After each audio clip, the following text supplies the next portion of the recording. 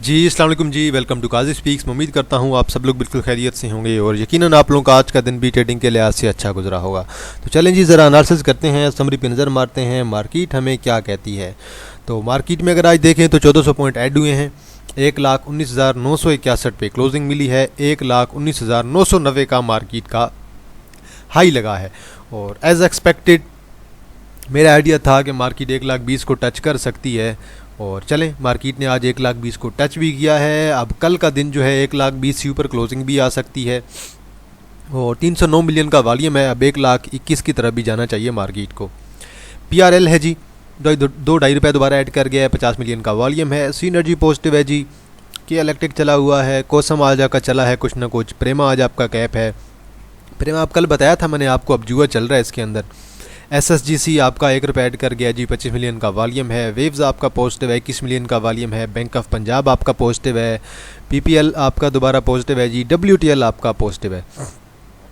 आज वॉल्यूम एक मुझे CSIL के अंदर नज़र आया, लेकिन इसके अंदर पहले भी वॉल्यूम आता रहता है। हर महीने 2 महीने बाद इसके अंदर ऐसा वॉल्यूम आ जाता है 6-7 मिलियन का। और मूव मेरे ख्याल में पहली दफ़ा इसने जो है वो 40 पैसे की कैंडल लगाई है, नहीं तो वैसे कैंडल लगाता कोई नहीं है। दैन GCWL कैप है। SGPL आपका ऑलमोस्ट अच्छा परफॉर्म कर गया। चलें जी, SGPL हमने तो आज बाई किया था सुबह। SGPL एक बाई किया था और एक TSPL दोबारा बाई किया था। TSPL को मैंने देखा नहीं है। PINL दोबारा चला हुआ है जी आपके पास। और दैन हाला इंटरप्राइजेज है। दैन PTC है जी कैप है। PTC मैंने बाय करवाया हुआ था। ऑक्टोपस आपके पास कैप है। और यहाँ पे अगर कोई देखें शेयर जो आपका डाउन हो अच्छा खासा, तो BF मोडारबा एक डाउन है। पाकिस्तान ऑयल मिल लिमिटेड है, बाकी तो कुछ भी नहीं है। बात करते हैं ज़रा सेक्टर ब्रेकर्स की। सेक्टर ब्रेकर्स में आपके पास जी अपर कैप में एडम्स मिल्स है। AHL है। देन आपके पास एतबा है। भवानी एयर प्रोडक्ट है। बिलाल फाइबर है। BNL है। फ्लाइंग है। FRCL है। GCWL है। हाला इंटरप्राइजेज है। हाइनो है। KHYT है। LSC FSL है, ये दोबारा आ गया है। मिचल्स आ गए हैं जी। NRL है। ऑक्टोपस है। ओट्सू है। देन आपके पास PNSC है। प्रेमा है। PTC है। अब इनमें से काफ़ी ज़्यादा शेयर्स हमारे पास थे। PTC भी था। प्रेमा कुछ से मैंने निकलवा दिया था, कुछ ने शायद अपनी मर्ज़ी से रखा होगा तो उनका कैप हुआ होगा। बाकी PNSC हमारे पास था। NRL भी हमारे पास था। बाकी FRCL मेरे ख्याल में एक पुरानी बाइंग पड़ी है हमारे पास, तो वो देखनी पड़ेगी। तो बहरहाल ओवरऑल आज अगर आप देखें अपर कैप आपके पास तकरीबन 28 कंपनीज़ जो हैं 28 अपर कैप के अंदर हैं। 2-3 और भी आ जाएंगी आपके पास। और आपके पास कुछ ख़ास नहीं है यहाँ पे। रूपाली है और वॉल्यूम वाला एक आपके पास SCRT है। लोअर कैप में शायद ही आपके पास कुछ हो। बिल्कुल ये लोअर कैप में आप लोगों के पास कुछ भी नहीं है। बात करते हैं ज़रा पहिए की। कमर्शियल बैंक सारे पॉजिटिव। ऑयल एंड गैस सारा पॉजिटिव है। फर्टिलाइज़र सारा पॉजिटिव है।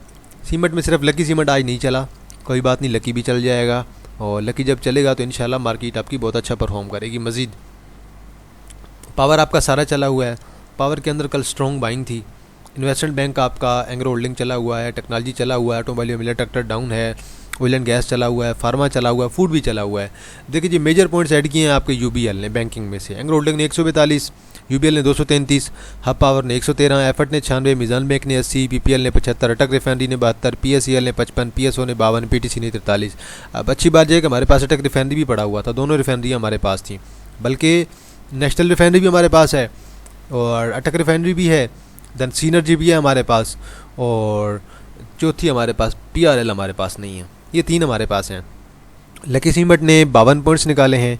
पैकेज ने 29, निशात मिल लिमिटेड ने 17, दैन TPL RF1 है, TRG है, MTL है, अतलस हुंडा है, SB मेट्रोपॉलिटन बैंक है, MEHT है, थल है। तो इन्होंने थोड़े थोड़े पॉइंट्स निकाले हैं। तो मेजर जो है वो लकी सीमेंट ने ही निकाले हैं, या फिर 17-18 पॉइंट आपके निशात मिल लिमिटेड ने निकाले हैं। अगर आप 1 आवर पे देखें तो क्लियर इंडिकेशन है कि मार्केट आपकी 1,20,000 को टच करेगी। और यही चीज़ हमने कल भी डिस्कस की थी कि मार्केट अगर करेक्शन लेती भी है तो बड़ी शॉर्ट टर्म की करेक्शन होगी, लेकिन मार्केट ने 1,20,000 को ज़रूर टच करना है। अब इंशाल्लाह 1,19,961 पे क्लोजिंग है। कल इंशाल्लाह 1,20,000 से ऊपर अगर मार्केट जाती है तो 1,21,000 को भी टच कर सकती है। तो कल का दिन आप लोग रेडी रहना है। कैंडल आज अच्छी पड़ी है और स्पेशली वॉल्यूम भी अच्छा है। 310 मिलियन का वॉल्यूम है, जो कि सेटिस्फैक्ट्री वॉल्यूम है। देखें जी, कुछ शेयर्स हैं वो देख लेते हैं टेक्निकली। माड़ी आपका मुकम्मल तौर पे आज साइडवे है और बस हल्का सा ऊपर गया है तकरीबन। अगर इसका हाई देखें 654 का है, लो देखें 643 का है। तो यही 10-11 रुपये के दरमियान इसने मूव किया है। क्लोजिंग दी है इसने 649 पे। आइडियल सपोर्ट मैंने आपको बताई हुई है करंटली शॉर्ट टर्म के लिए, अगर छोटी ट्रेड आपने लेनी है उसके लिए आपको 630 की सपोर्ट मिल रही है। बाकी 1 आवर पे देख लेते हैं जी, और 1 आवर पे भी कुछ खास नहीं कह रहा है, आपको वेट करना पड़ेगा। जिनकी बाइंग 700 से ऊपर वाली है ना, उनको कम से कम जो है वेट करना पड़ेगा बोर्ड मीटिंग तक। लकी सीमेंट आज आपका थोड़ा डाउन आया है, कोई बात नहीं, दोबारा चल जाएगा। लकी सीमेंट मैं देख रहा था कि 340-330 पे आता है, तो वहाँ पे मैं शायद इसकी थोड़ी बहुत बाइंग करूँगा। तो बहरहाल अभी थोड़ा नीचे आ नहीं रहा, बस थोड़ा सा ही बाकी है, थोड़ा सा नीचे आ गया तो हम लोग भी इसे कंसिडर करेंगे। तो तकरीबन 340-330 के राउंड अबाउट आप लोग इसकी शॉर्ट टर्म एंट्री ले सकते हैं। हाँ, अलबत्ता जो सोच रहे हैं कि लॉन्ग टर्म के लिए रखना है, 330 पे आए, 300 पे आए, 280 पे आए, 250 पे आए, आप और बाय कर लें, चुप करके पड़ा रहे लॉन्ग टर्म में, अच्छी चीज़ है, बहुत अच्छा शेयर है। फ्लैंक सीमेंट अब मेरे भाई चल रहा है मुकम्मल तौर पे जुआ। आज 49 पे तकरीबन आई है क्लोजिंग, कैप हुआ है 49.46, और कल भी उम्मीद है, अब ये रोज़ डेली गैप के साथ ओपन हो रहा है।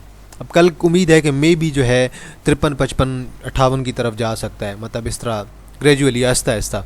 तो बहरहाल एहतियात करें भाई, अचानक ही लोअर लाक मारेगा, फिर आप लोग हैरान रह जाएंगे। तो इसलिए अभी तो फ़िलहाल तो ठीक मोमेंटम के साथ जा रहा है, लेकिन जब गिरेगा तो बहुत गंदा गिरेगा, इसलिए एहतियात के साथ इसके अंदर काम करें। तो बल मुकम्मल तौर पे इसके अंदर भी जुआ चल रहा है। अब बाकी लकी कौर इंडस्ट्री है यार, लकी कौर इंडस्ट्री अभी जो है बड़ा ऊपर मिल रहा है और वॉल्यूम भी नहीं है। अभी अगर ये नीचे आएगा ना तो हम इसे तकरीबन इस लेवल पे कहीं देखेंगे 1450 के राउंड अबाउट। तो अभी तो ये बड़ा ऊपर मिल रहा है, 1450 के राउंड अबाउट आएगा तो हम लोग इसे कंसिडर करेंगे 1450 या फिर 1400 के राउंड अबाउट। इन दो लेवल्स पे हम जो है इसकी बाइंग कंसिडर कर सकते हैं, लेकिन अभी बहुत ऊपर है, ऊपर से इसका भी स्टॉक स्प्लिट हो रहा है। तो इसे भी आप लोगों ने लाजमी जहन में रखना है कि इसका भी 1/5 हो जाएगा, तो ये भी आप लोगों ने जहन में रखना है लाजमी। क्योंकि जैसे लकी सीमेंट के अंदर एक मूव आई है ना 280 पे जाके दोबारा उसने एक जो है मूव दी है, तो इस किस्म की मूव में भी लकी कौर इंडस्ट्री के अंदर भी आएगी इन फ्यूचर। तो बहरहाल स्टॉक स्प्लिट होगा तो देखेंगे, उससे पहले भी एक मूव आती है वैसे। तो अभी तक तो अच्छे मोमेंटम के साथ जा रहा है भाई आपके पास SSGC। वॉल्यूम आज भी अच्छा था, लेकिन आज वॉल्यूम थोड़ा सा कम था। अब आजकल न्यूज़ चलने लग गई हैं सर्कुलर डेट की बड़ी क्लियर और बड़ी वाज़ह न्यूज़ चल रही हैं कि सर्कुलर डेट जो है वो जल्द क्लियर किया जा रहा है और जल्द ही जो है कंपनी को पैसे जो है गवर्नमेंट की तरफ से जारी कर दिए जाएंगे। आपके पास PSO है, SNGP है, SSGC है, इन तीनों को जारी कर दिए जाएंगे। और तो ये आजकल न्यूज़ चल रही हैं मुकम्मल तौर पे। बल मेरा तो TP आज तकरीबन था 38 से लेकर 39 का था, उसके बाद 43 से लेकर 44 का है। तो देखते हैं अब ये टेक्निकली क्या करता है। अगर आप रखते हैं अगले क्वार्टर तक कि भाई इन्हें कोई क्रैश मिल जाए, कोई सर्कुलर डेट की न्यूज़ आ जाए, फिर तो ठीक है, आप लोग जो है कुछ सब्र कर सकते हैं 2-3 माह। अदरवाइज़ आप लोग अपने TP पे जो है वो प्रॉफिट टेकिंग करने की कोशिश करें और 35 से नीचे आप लोग अपना स्टॉप लॉस लगाने की भी कोशिश करें। अभी यार एफर्ट एक अच्छे मोमेंटम के अंदर तो आ गया है। अच्छी बात यह है कि एफर्ट कल जो है मेरे ख्याल में इंश्योरेंस वालों ने सारे का सारा बाय किया था। तो फर्टिलाइज़र कल मैं देख रहा था सारे का सारा, सिर्फ एफर्ट की बात नहीं है, फर्टिलाइज़र मुकम्मल तौर पे इंश्योरेंस वालों ने कल बाय किया हुआ था। तो म्यूचुअल फंड ने सब कुछ बेचा हुआ था, बाकी सब ने सेलिंग की हुई थी फर्टिलाइज़र में, फर्टिलाइज़र सिर्फ और सिर्फ इंश्योरेंस वालों ने बाय किया हुआ था। तो बहरहाल अब देखते हैं, अब ये 190 की तरफ तो अभी जा सकता है करंटली, और अगर 190 192 क्रॉस करता है तो फिर मेरे ख्याल में 200 212 और देन उसके बाद 220 की तरफ भी जाएगा। लेकिन जिस बंदे ने एवरेजिंग करनी है ना लॉन्ग टर्म की, मैंने आपको 2-3 लेवल रिकमेंड किए थे ऑलरेडी, और मैंने क्लियर याद है, मैंने आपको तकरीबन फर्स्ट लेवल बताया था 160 का, एंग्रो होल्डिंग और एफर्ट दोनों की मैं आपको बात कर रहा हूँ, सेम लेवल मैंने बताए थे ऑलमोस्ट। अगला लेवल मैंने आपको 155 बताया था, अगला मैंने आपको तकरीबन 145 बताया था। अब जिस बंदे ने एवरेज कर लिया है तो उसने कर लिया है, वो बड़े सुकून से होगा। अब जिस बंदे ने एवरेज नहीं किया तो उसके लिए अब टेंशन होगी, जिसने अब 200 पे बाइंग करके रखी है। इवन मैं खुद देख रहा था कि मेरे भी 1-2 मेंबर थे, कुछ प्रीमियम मेंबर, जिनको मैंने लाइव जूम मीटिंग की थी प्रॉपर। जूम मीटिंग में मैंने उन्हें क्लियर बताया था कि इसे कहाँ पे एवरेज करना है।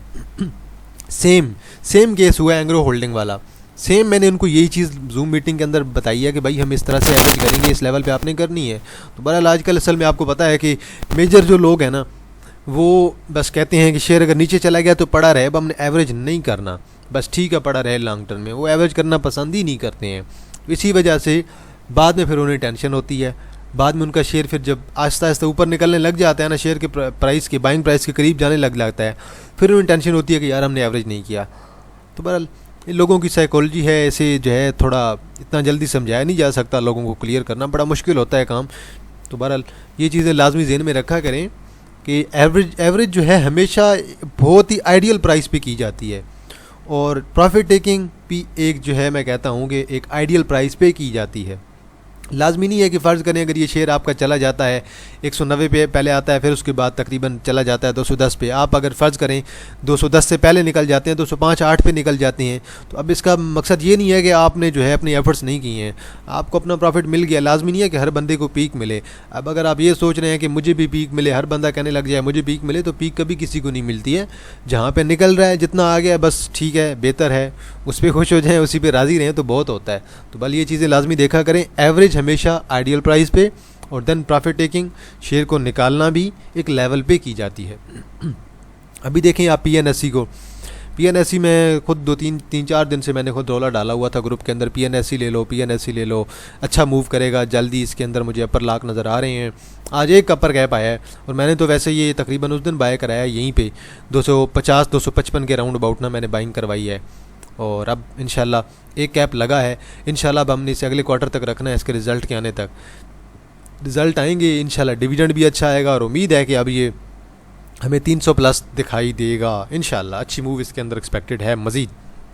प्रेमा भाई, जुआ चल पड़ा है, इन्वेस्टर्स एक्टिव हैं, आज दोबारा कैप है, तकरीबन 29 मिलियन का वॉल्यूम है।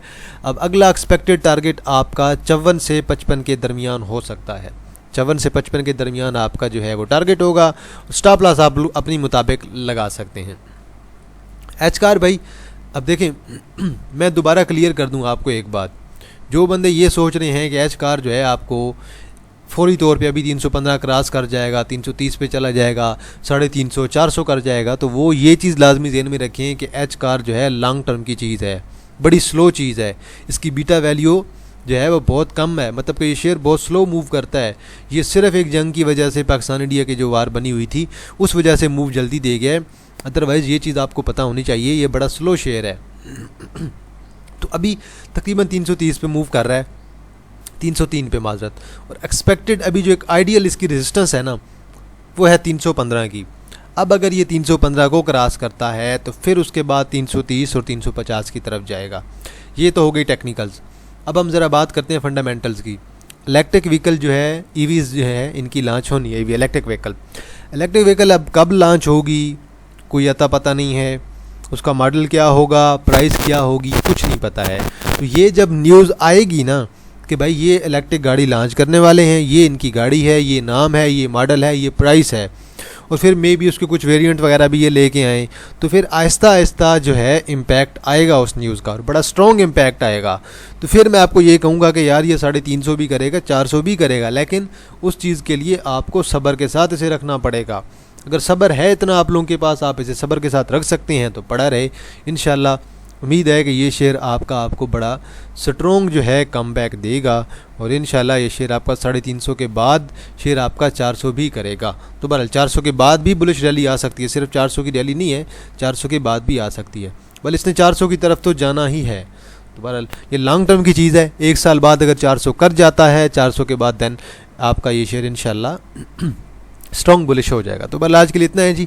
तो ये कुछ शेयर्स थे, इनका हमने एनालिसिस भी कर लिया है। बाकी पैनी शेयर को मैं ज़्यादा टच नहीं कर रहा, क्योंकि पैनी शेयर के अंदर जो मूव आनी होती है वो आ जाती है, अगले दिन दोबारा मूव उसके अंदर बहुत कम ही एक्सपेक्टेड होती है।